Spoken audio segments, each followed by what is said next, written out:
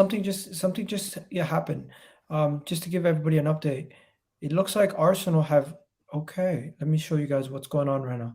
Looks like Ooh. Arsenal have just advanced talks with the Raphinha deal.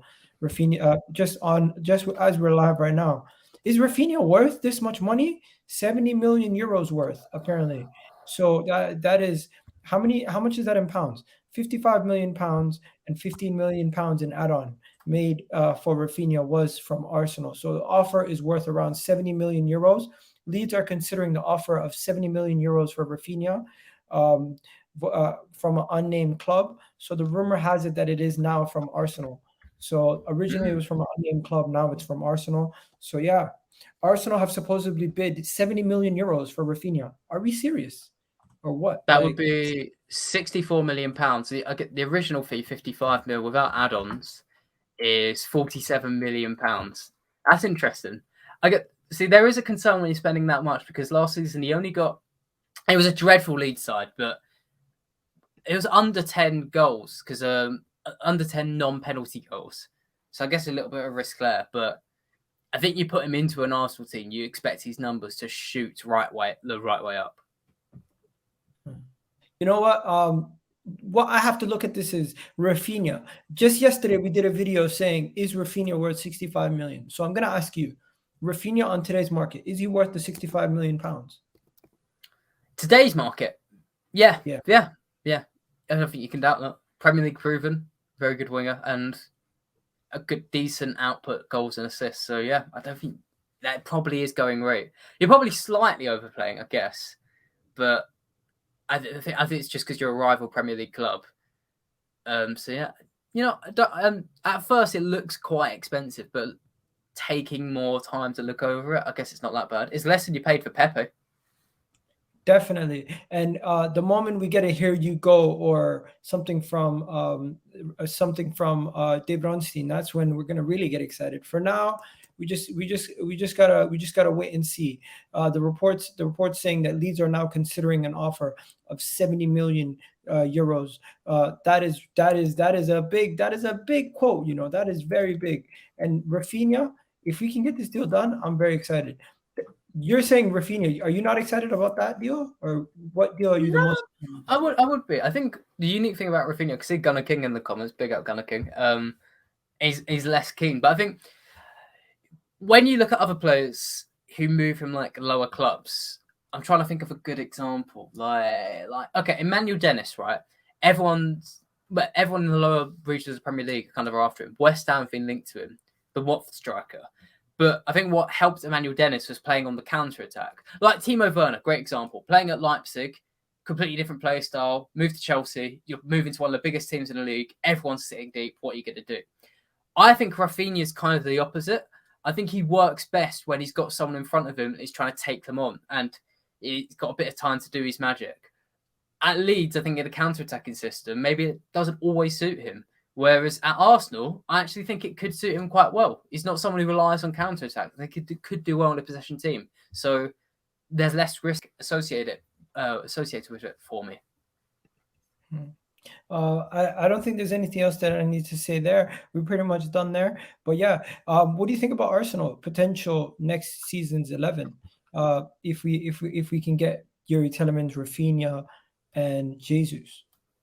It's so it's hard because you're not going to be able to fit everyone into the team, right? Like, there's going to be one player who feels like they should start missing out. I mean, in all our lineups today, we haven't even spoke about ESR. I know we had Martinelli in there; he can go in and out, but I feel like Arteta.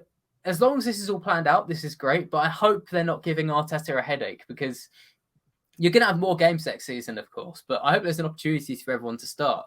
On the positive side, like you're equipped for every game now, and after complaints, of Arsenal saying the team isn't being backed, you spent a lot of money on Fabio Vieira. You're bidding 70 million euros on Raphinha now.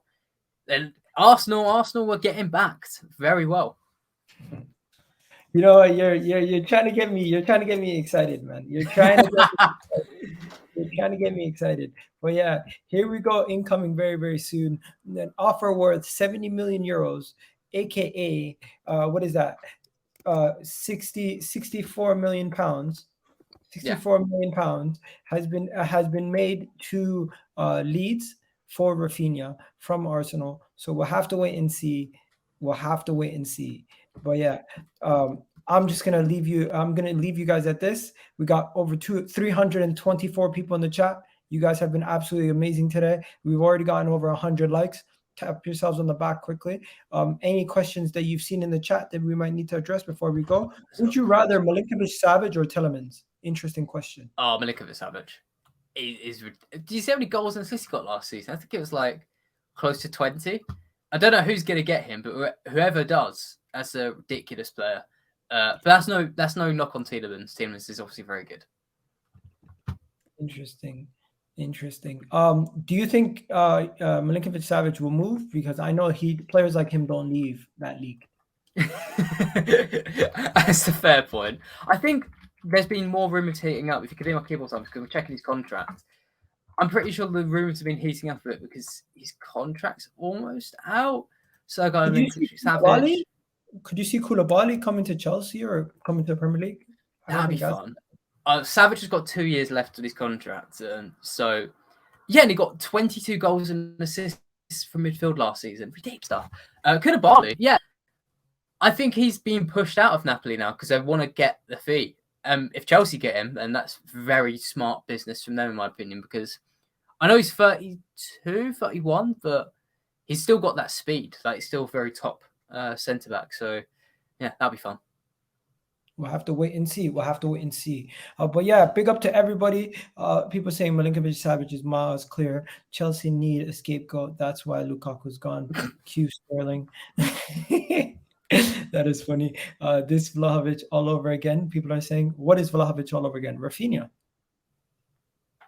Nah, you've got a bid in. It's happening. It's happening, man. Anyway. So this is why I was going to talk about Raphinha.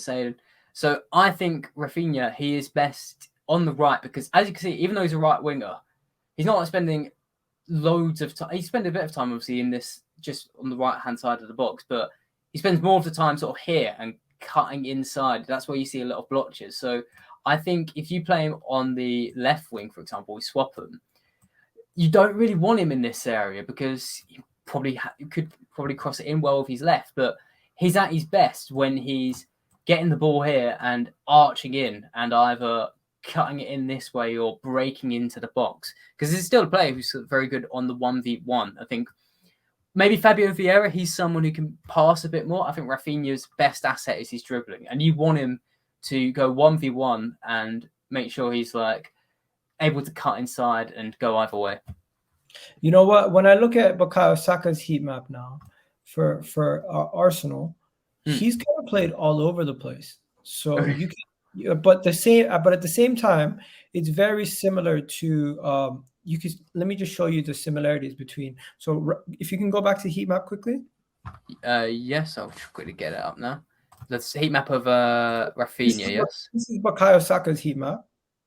Oh yeah, and you can see the similarities and how similar it is to Raphinha. That's very similar, extremely similar. All right. But then Bukayo Saka also has played all over the pitch. So what year was it?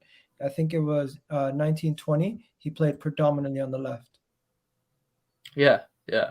So just looking at that right now, if we bring him back to the days where he was playing on the left, he could produce just as much as he produced last season. And the season prior to that, he played all over the place, as you can see. He played on both sides. And there's a guy in the comments as well, Billy Feraldi is saying as well, Saka could move to the left. This is Saka right now, by the way, guys. Just to let everyone know. Where I'm looking at Raphinha's now. If I look at Raphinha's, it looks like what you said. Raphinha, 1 second. I'm terrible. It's interesting. There's a few Arsenal fans saying as well that Saka, Ezekiel saying that Saka is predominantly a left winger, although I'd have to change his position to right wing. So I feel we can do comfortable if they're on the left. So that's an interesting thought as well. So bringing it back to Raphinha for a second. This is Raphinha last season. Let's see the season prior. How'd he do? He played on both sides the season prior, but he still predominantly played there. And then when he was in France, France 1920. You want to go to? I think that's when he played. He barely played. Yeah. That was the start. That's just before Leeds signed him. There you go. Okay, there we go. So yeah, once again, so it shows that if Raphinha does come, Saka will most likely be doing most of his work on the left side. So now bringing it back to this, now that we know that, let's move on to Yuri Tillemans because we know where Raphinha and Saka are going to be playing. But Yuri Tillemans, my first question to you is, when you compare Yuri Tillemans to a Granit Xhaka, what do you think about that? Like, how do you compare the two?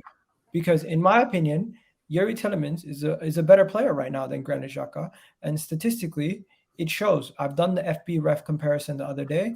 If you want, I can bring it up for you. In Yes, almost please. in almost every statistical category, Yuri Tillemans is superior to Granit Xhaka. It's pretty crazy. Now I'm just gonna bring this up on the screen. Here we go. So on this side here is Granit Xhaka. On this side here is Yuri Tillemans. As you can see, Yuri Tillemans with the statistics with goal contributions, he's much higher.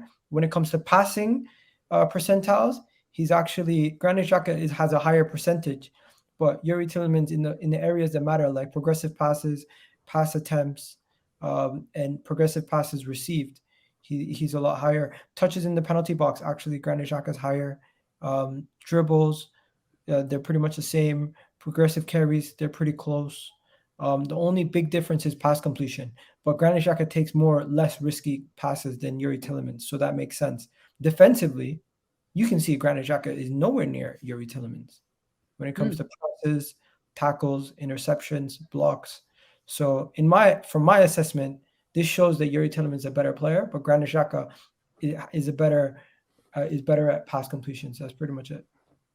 Yeah, I guess so. My one caveat would be, I guess, with that, because following Leicester fans on Twitter for the last 12 months, I've seen them complain about Tielemans' defensive work rate. So I found it interesting there that he does beat Xhaka's defensive work rate. But I think we should consider that in that as well is that Tielemans at Leicester has been asked to do a lot more this season because with their ridiculous injury issues, it's like Leicester's training ground got it just got assaulted. It was crazy. And indeed, he would have to drop into defence, and then that meant Tielemans had more defensive responsibility. So maybe there is still a red flag of is he going to do the defensive stuff that Xhaka did? Because I guess with Tielemans as well, he's always been enabled to play freely with Ndidi next to him. Ndidi has consistently put up the most tackles and interceptions in the Premier League. So when you've got someone like that next to you or just behind you, you get that bit of freedom. So that'd be my concern if you move to Arsenal. How would is he going to be able to survive without Ndidi? Big up, guys. Big up your expert. Yeah, big up Luca in the house. And you guys have yourselves a wonderful, wonderful day. You already know what it is, the KDG on EGTV. And we're back again very, very soon with another video. I don't know why I changed the background. But yeah, you guys have yourselves a good one. Peace, ladies and gentlemen. I'm just going to put this out there. Go on,